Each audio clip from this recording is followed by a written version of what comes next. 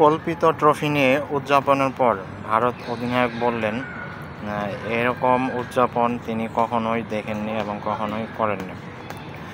গতকাল রাতে ইন্ডিয়া পাকিস্তানকে হারিয়ে এশিয়া কাপের চ্যাম্পিয়ন হয়েছে। যদিও খেলাটা অনেক সুন্দর হয়েছে।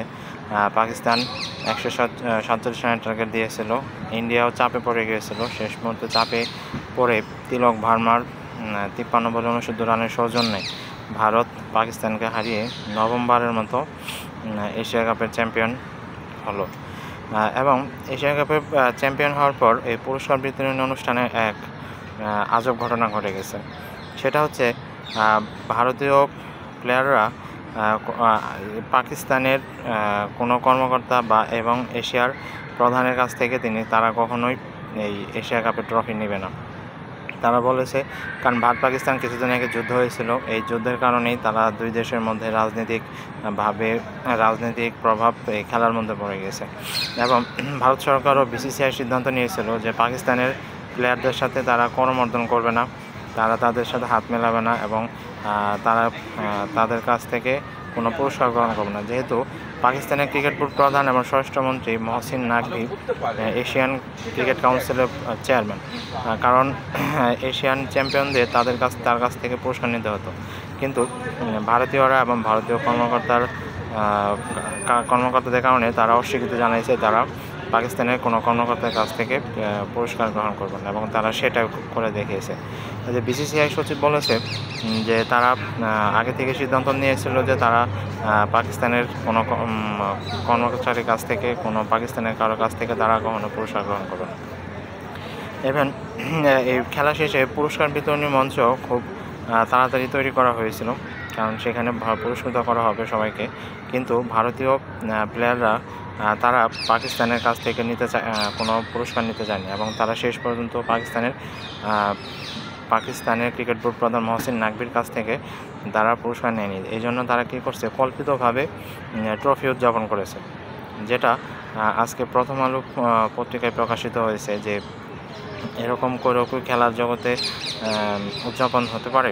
তারা কল্পিত ট্রফি না নিয়ে তারা কল্পিতভাবে উদযাপন করেছে এবং সেটা একটা বলতে গেলে অন্যরকম একটা হয়েছে এবং একটা সবার মধ্যে একটা সমালোচনা ছিল, কেন ভারত এরকম করে ট্রফি উদযাপন করতেছে।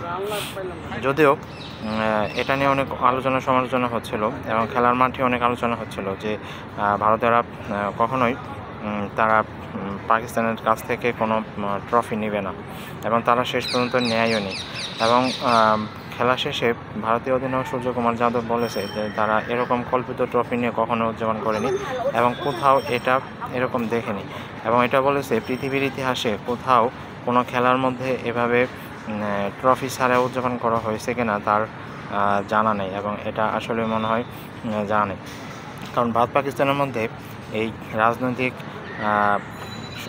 প্রভাব খেলার মধ্যে পড়ে গিয়েছে। ভারত সরকার প্রধান নরেন্দ্র মোদী তো টুইট করেছে যে খেলার মাঠেও তারা প্রতিশোধ নিল সিঁদুর আক্রমণের মাধ্যমে।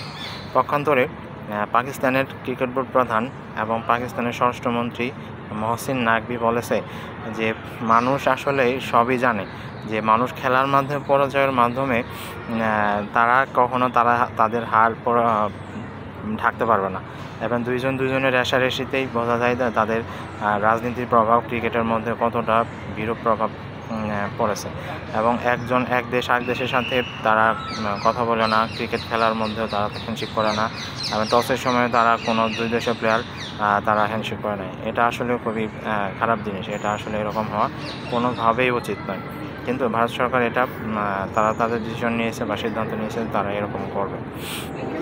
এখন এটা একটা বিস্মিত হয়েছে সবাই, কারণ ভারতীয় ক্রিকেটাররা তারা ট্রফি ছাড়াই কল্পিতভাবে উদযাপন করেছে, যেটা একটা অন্যরকম লাগেছে এবং সেটা সবাইকে বিস্মিত করেছে। তো আপনি কি মনে করেন ভারতীয় প্লেয়াররা যে ট্রফি ছাড়া উদযাপন করছে এটাকে আপনি কী হিসেবে দেখতে পাচ্ছেন?